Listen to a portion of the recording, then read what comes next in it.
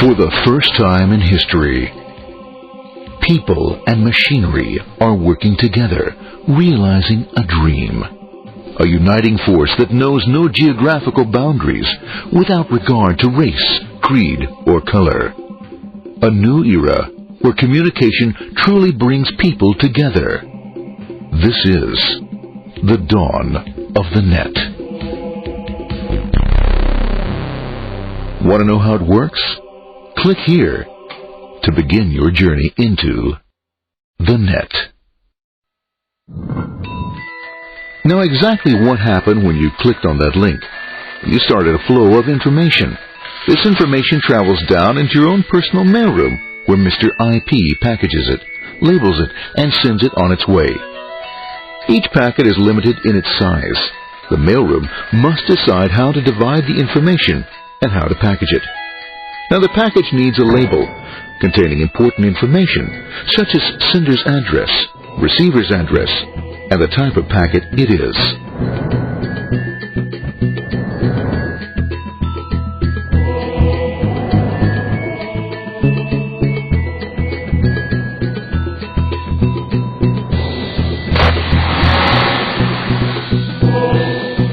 Because this particular packet is going out onto the internet, it also gets an address for the proxy server, which has a special function, as we'll see later. The packet is now launched onto your local area network, or LAN. This network is used to connect all the local computers, routers, printers, etc. for information exchange within the physical walls of the building. The LAN is a pretty uncontrolled place, and unfortunately, accidents can happen.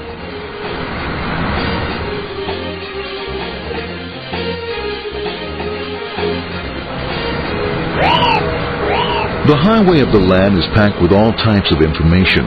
These are IP packets, Novell packets, Apple Talk packets. They're going against traffic, as usual. The local router reads the address and, if necessary, lifts the packet onto another network. The router, a symbol of control in a seemingly disorganized world. Oops, sorry about that. Let's go this one here, this one here. This goes here, this one goes here. I don't like this one. Let's go with this one. This one goes here. A little bit left. Let's go with this one here. Another channel here. Let's put that one here. Let's put that one here. There he is, systematic, uncaring, methodical, conservative, and sometimes not quite up to speed. Sorry. But at least he is exact, for the most part. And this one goes there. Another one goes there. That goes there. He's behind him. Let's go there. This is there. This is there.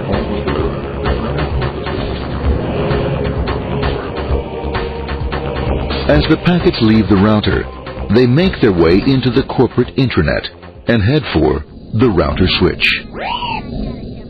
A bit more efficient than the router switch plays fast and loose with IP packets, deftly routing them along their way. A digital pinball wizard, if you will. Here we go. Here comes another one. And it's another. Watch this, Mom. Here goes. Whoop, around the back. Hey, in there.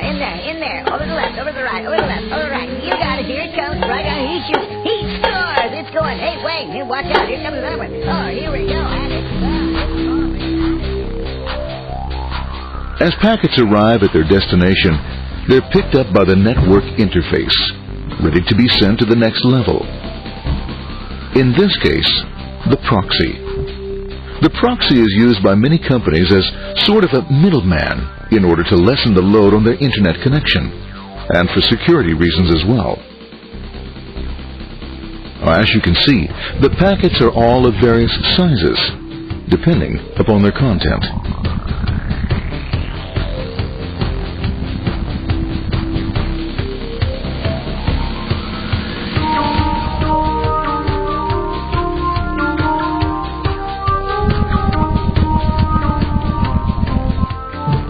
The proxy opens the packet and looks for the web address, or URL. Depending upon whether the address is acceptable, the packet is sent on to the internet.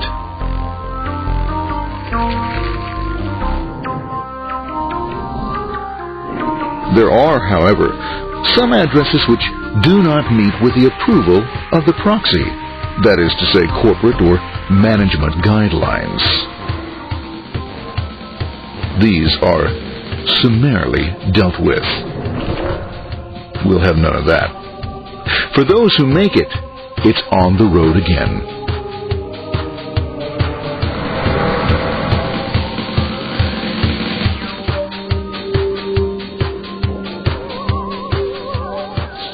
Next up, the firewall.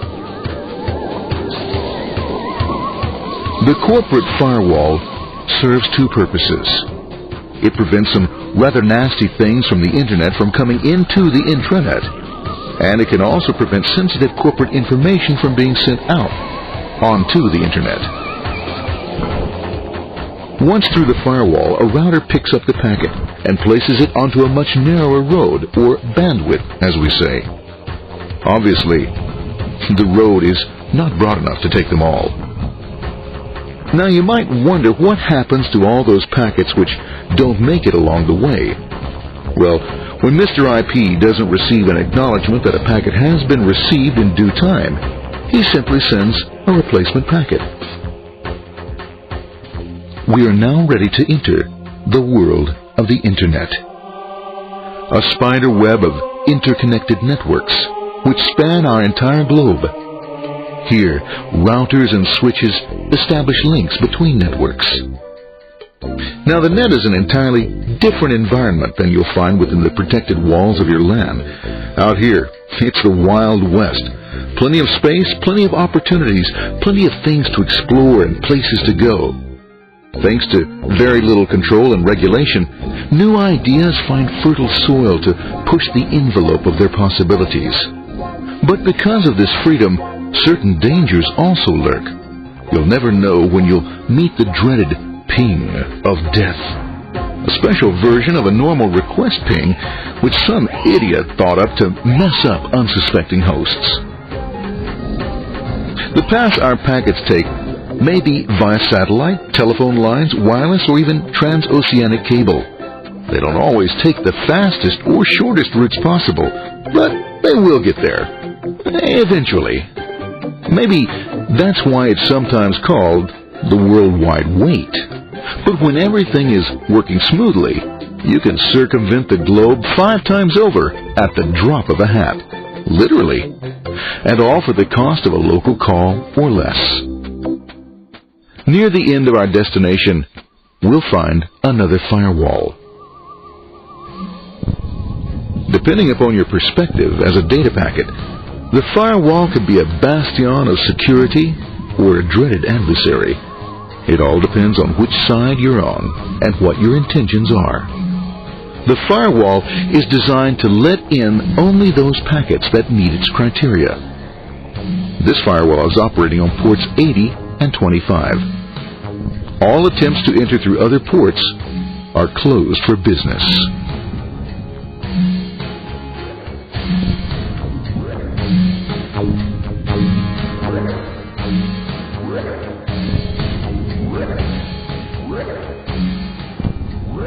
Port 25 is used for mail packets, while Port 80 is the entrance for packets from the Internet to the web server.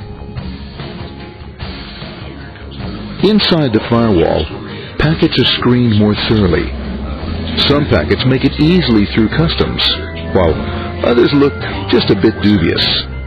Now, the firewall officer is not easily fooled, such as when this ping of death packet tries to disguise itself as a normal ping packet. It's okay, go on, it's okay, no problem. Have a nice day, we out of here, bye. For those packets lucky enough to make it this far, the journey is almost over. It's just a line up on the interface to be taken up into the web server. Nowadays, a web server can run on many things, from a mainframe to a webcam to the computer on your desk. Why not your refrigerator? With a proper setup, you can find out if you have the makings for chicken cacciatore or if you have to go shopping. Remember, this is the dawn of the net. Almost anything's possible.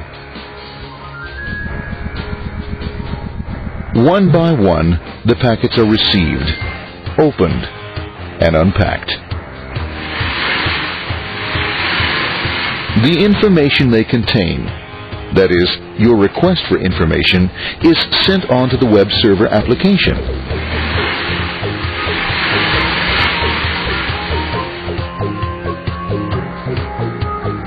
The packet itself is recycled, ready to be used again, and filled with your requested information.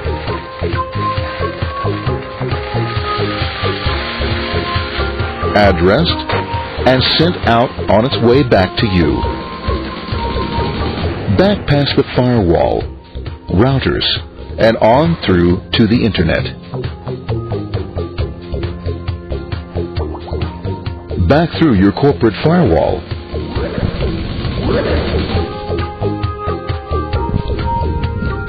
And onto your interface.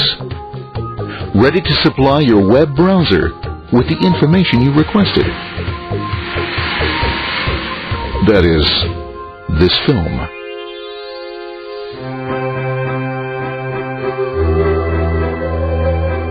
Pleased with their efforts and trusting in a better world, our trusty data packets ride off blissfully into the sunset of another day, knowing fully they have served their masters well.